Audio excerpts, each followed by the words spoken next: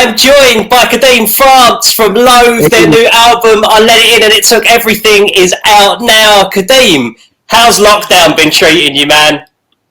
Not too bad, I've spending a lot of time with family, obviously, because I'm home and stuff. And I don't know, it's kind of weird because, obviously being in a band, being on tour a lot, you're away from home. So now I'm kind of just like using this time to watch all the movies I've always wanted to watch with my little sister, like see my little cousin, see my auntie and stuff. Like, it's been cool. But what's the best film you've seen? Ooh, best film I've seen recently. I watched Howl's Moving Castle.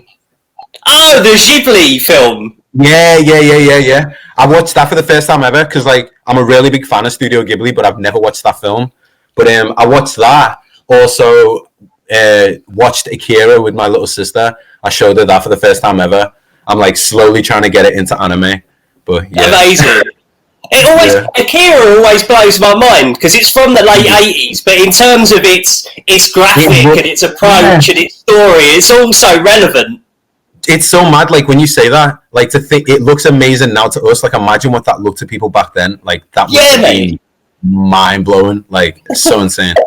So, I was wondering, on a scale of 1 to 10, how scouse you were going to be, because we've never spoken before, and of course, Loathe, famously from Liverpool, and while Liverpool's got a massive musical heritage that speaks for itself, outside of the UK famous and incredible Saturday night out, the Crazy House, I don't really know what Liverpool has got in terms of the way of heavy music. Were you first playing shows in Liverpool, and what was it like kind of getting yourself together in a city that isn't synonymous with the world of heavy music, at least?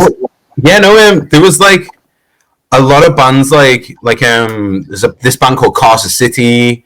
There was this other band called, oh my god, Saving Sienna. They were from Manchester, but like I kind of count a lot of Manchester bands similar to like Liverpool bands because it's so close. But like Fed to the Ocean. Who else? Carson City. Have you heard of Carson City? I haven't. Do you know what? The last Liverpudlian metal band that I knew of was Number One Sun. And I'm going back to like the early to mid noughties with that. Oh, yeah. I don't even get onto them. Yeah. Yeah, but like playing shows back then, it was like honestly, there was never really any heavy shows going on in Liverpool. Like even being in a band in Liverpool, the majority of the shows you'd play would probably be in Manchester because that's like the closest place to like a heavy metal hub. Do you know what I mean? So like.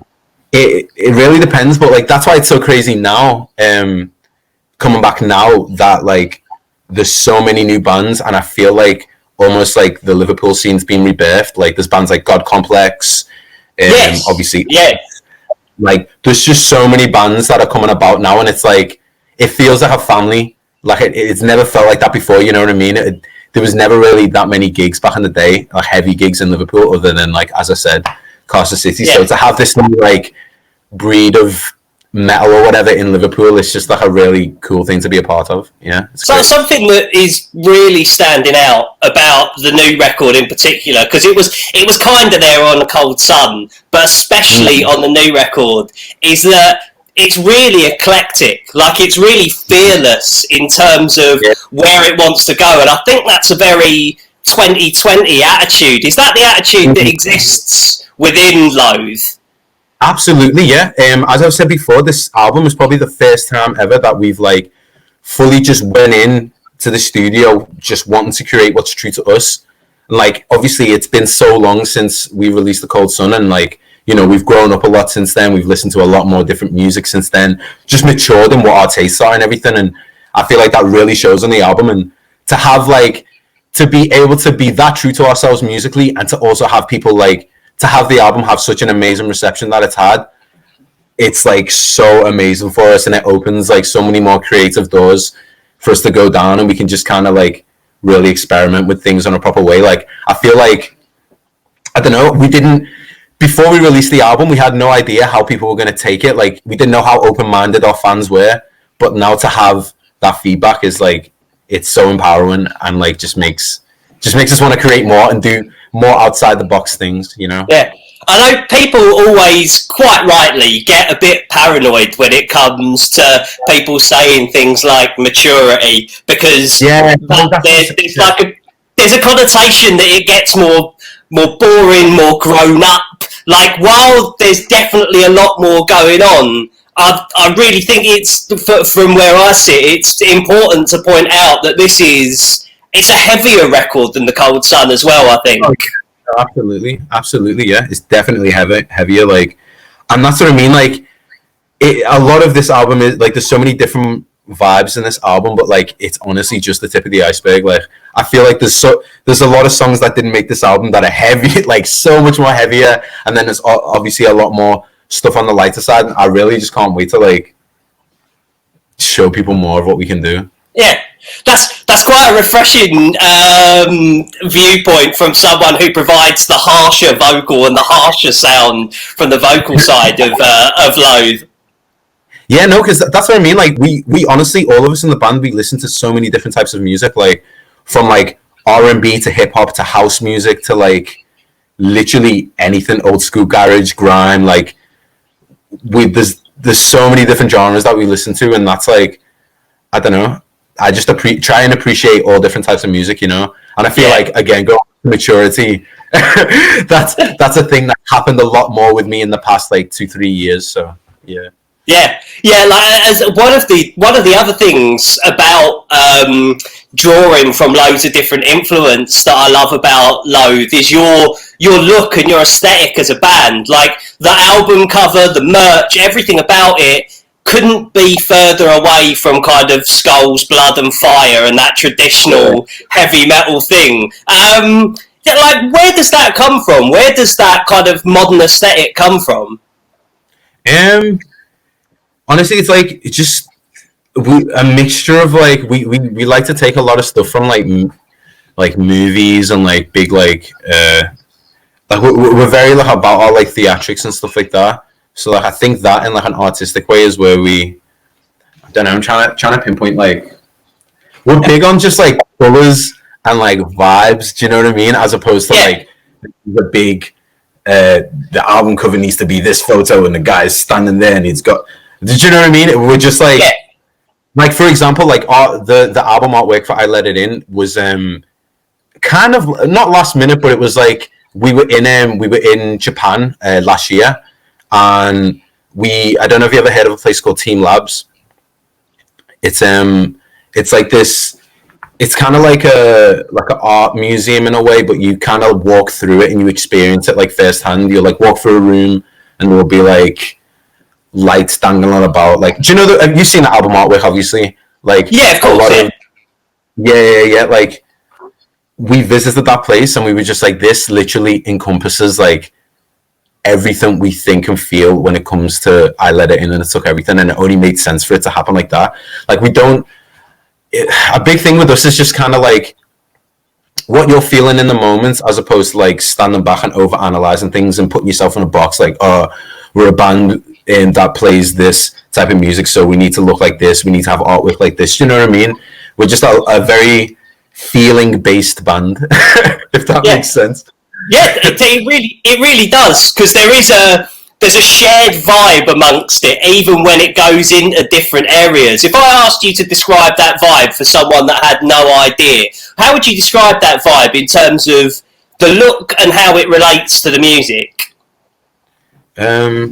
Otherworldly, like, its own universe in itself. Like, we want people, when they listen or see our music or anything, to feel like they're in the universe that we are, and it's kind of like its own little world, do you know what I mean? And that's, like, why, I don't know, we portray ourselves the way we do, because we just want you to, like, feel like you're a part of it the way we are, you know? Yeah, it does make sense. And you mentioned that you draw on movies and that kind of thing when it comes to the aesthetic as well. Are there any things that, like, things that stand out when you think of that? Movies, for Eric's, like, a really big fan of, like, David Lynch and stuff like that, and, like, we took a lot of, like, Akira, of course, that is a big inspiration on me, especially in The Cold Sun and everything like that. The whole, like, anime world and everything, just, like, fantasy and being able to just like, I don't know, yeah, that just inspires us a lot. Like, I'm trying to think of more. Silent Hill's a really big one as well. Like the soundtrack. Hill, like, have you ever seen a movie called Sinister? Called Sinister? Yeah, of course. Yeah, it's always that. It's that weird noise. The main guy in it, like the villain, looks like Mick Thompson from Slipknot. He's got the full mask and everything. Literally. But yeah, no, that movie was like a big inspiration for us for like soundscapes and everything from day one. Like, for example, our first ever music video that we shot, when we were doing all the like the performance shots. No, not the performance shots. Sorry, all the in between shots between like the performance shots and everything. Like me with a mask on and stuff. We would like literally play the soundtrack to Sinister whilst we were recording that, just to get us like in the vibe. Do you know what I mean? And it's just like that's like a big thing with us. Like, for example, like say Eric has a vibe for a song or whatever.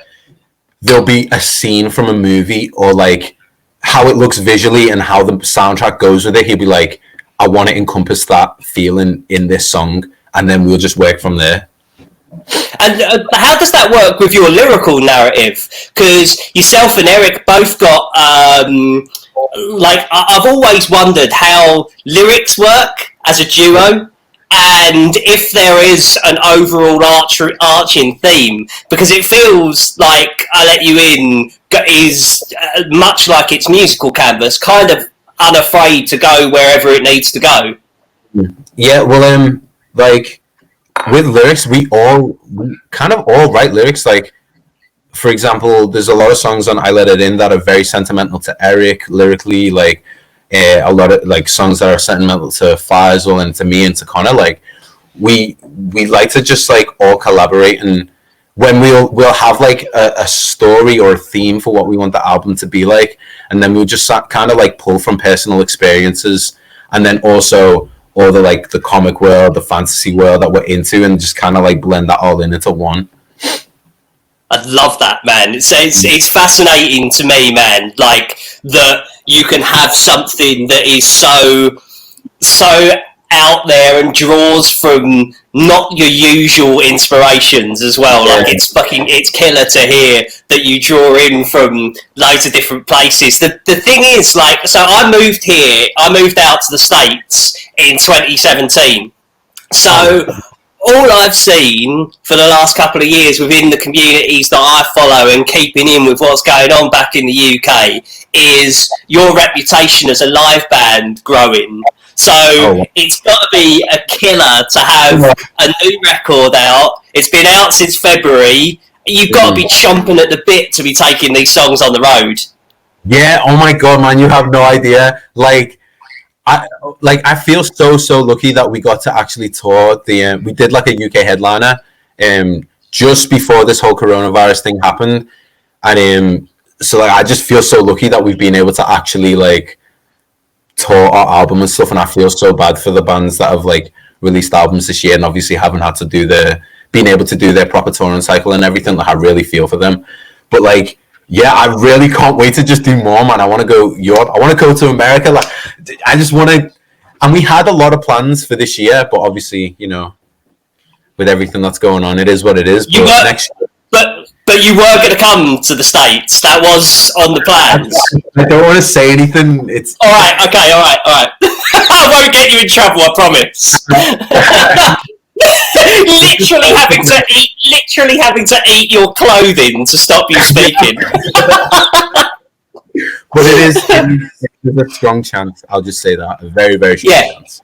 But yeah. So just to finish up, Kadeem, I didn't know this until about 10 minutes before this interview that you were in Hollyoaks. I didn't know, right? So for everyone outside of the UK, right, and for me, because all I know about Hollyoaks is being or that riff that goes into the advert. That's all I know about it. Well, like, can you explain Hollyoaks to people outside of the UK?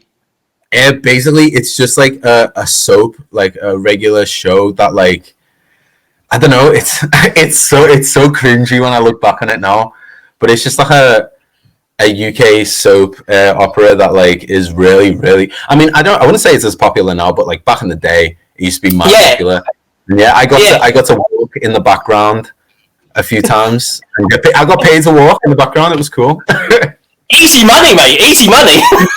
Have you ever heard of a show called Grange Hill? Yeah, of course. Yeah. Bro, I was on Grange Hill as well. Like, Get out of town. like they did I think it was like a new series. It was like, because obviously Grange Hill's like a really old show, and then they brought it back. Yeah. And yeah, man, I was on like 2 or 3 episodes. One of them I was skateboarding in the background and stuff. Like, yeah, it was wild. When they brought it back, did they keep the wow bit of music? They did. Yeah, so good. Did you? So, were you always kind of, you yourself personally, Kadeem? Were you always kind of gearing up for a life in the public eye? Was that something like, be it performing in terms of acting, or being how it's worked out, being a musician? Was that always the plan for you to not live a kind of 2.4 life? Yeah, absolutely. Like, from when I was little, like my granddad, he used to take me to acting class every week. Like, I've starred in a few pantomimes and stuff. Like, I've like auditioned for adverts that like could have been big and stuff like that. But like, yeah, at one point as well, I genuinely wanted to study to be a drama teacher. But like, yeah, I got into music. Yeah, but I decided touring the world with a really fucking good band was better. That's literally it. But yeah, no, I played Happy in Snow White and the Seven Dwarfs when I was like 8 years old or 7 years old. Yeah, like it's always been a big theme like within my family, like performing arts, like any type of performing arts. Like my auntie used to be a presenter on MTV. Like, just like, it's always been a thing in our family, you know. So yeah. That's amazing. Kadeem, I'll let you go before you have to eat that hoodie to stop telling me about you coming to the United States. The new Loathe album, I let you in and it took everything, is out now. Go and check it out. Make sure you take the time to do so. Kadeem, cheers for your time, man. Thank you for having me, man. Yo, take care. Peace.